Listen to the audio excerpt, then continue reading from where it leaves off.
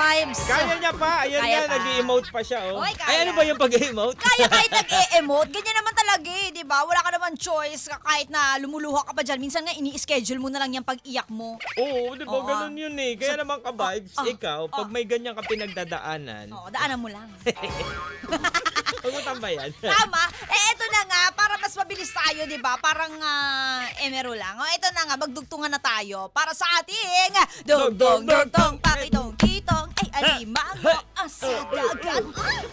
Eto na nga ka-vibes. Ngayong Friday, dugtungan mo ka-vibes. Aha. Ang sarap sa pakiramdam ng blank.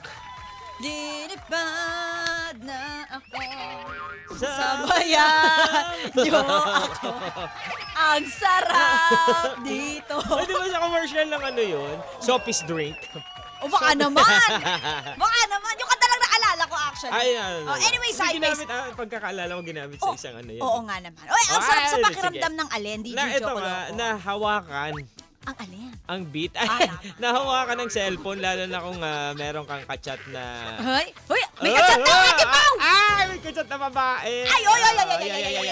Ay, Naririnig yun ang anak mo. Ay, kachat na babae, yung alam mo, may nag-i-inquire eh.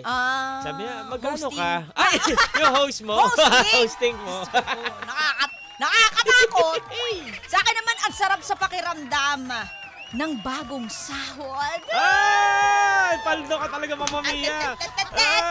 May 50k si Mama Mia sa bag niya, tapos madadagdagan pa ng another Madadagdagan pa yan. 50k. Tama Ang lakas ka mo dyan. talaga, Mama Mia. May 100k ka na sa bag mo. Tama talaga.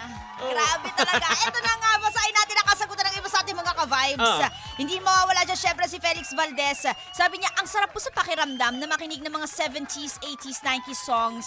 Lalo po kapag Sunday sa 92.3 FM Radio. Good morning daw sa'yo, Marie Ocampo ng PRTV News.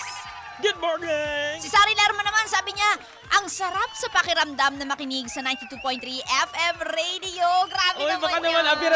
Oy, si Enzo Pipes sumagot din. Oy, sige. Sabi ni Enzo Pipes, ang sarap sa pakiramdam ng lagi kang hinahalikan ng partner mo bago umalis at pagdating niya galing ng trabaho. Oy, taray. I love you, basta alam mo na yan. Oh, karot naman ni Enzo! Alam mo, Enzo, dapat nilagay mo yung pangalan ng Bebe Loves mo para Oo, na-shoutout namin. Sabihin diba? namin, dedicated by Iba Enzo ka talaga. Oh, basta lakasan mo ang radyo mo dyan sa Santo Niño, sa Bulacan. Tama. O, ito naman si William Mortel. Ang sarap sa pakiramdam nang malasap mo ang sarili mong sahod. Oy, bakit Totoo kasi yan. maglalasa mo yung sahod ng iba? Totoo Kawawa yan. naman siya.